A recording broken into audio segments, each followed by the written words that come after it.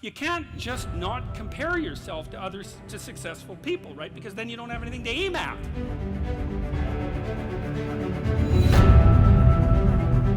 There's always going to be people around that are better at something than you are. And that's a problem, because you can get jealous and you can get bitter and you can get resentful, and worse, you can get hopeless, because you look like I have this friend of mine. He told me something so funny. He was decrying his lack of success in the world, and he compared himself to his roommate. And he said, his college roommate was doing much better than he was, and his bloody roommate was Elon Musk. It's like, really? It's like, oh, you're not doing as well as Elon Musk. But I thought it was instructive because you have to be careful who you compare yourself to. Now, you can't just not compare yourself to successful people, right? Because then you don't have anything to aim at. Well, anyways, my point is an ideal, you need an ideal because you have nothing to aim at, but an ideal is a judge, and you always fall short of the ideal. So how the hell can you have the benefits of having an ideal without having the crushing blow that goes along with having the judge that always regards you as insufficient?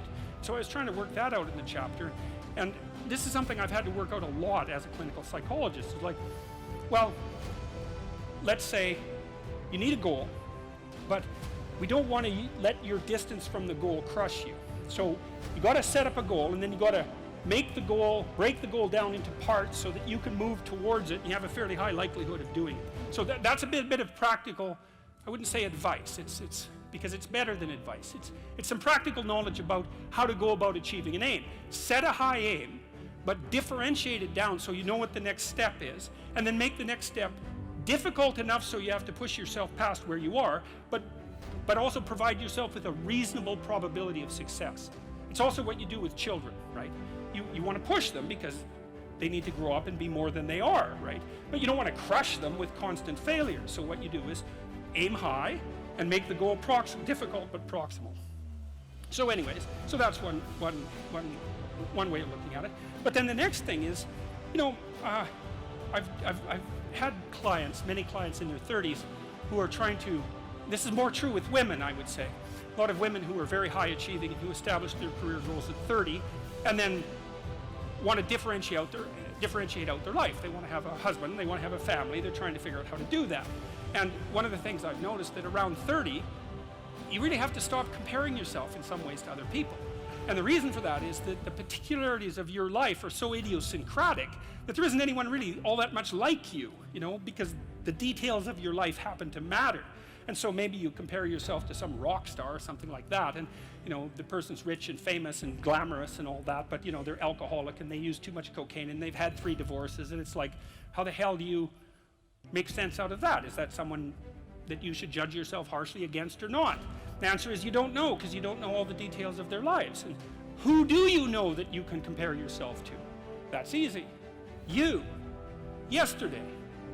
So here's a good goal. It's something like, well, aim high.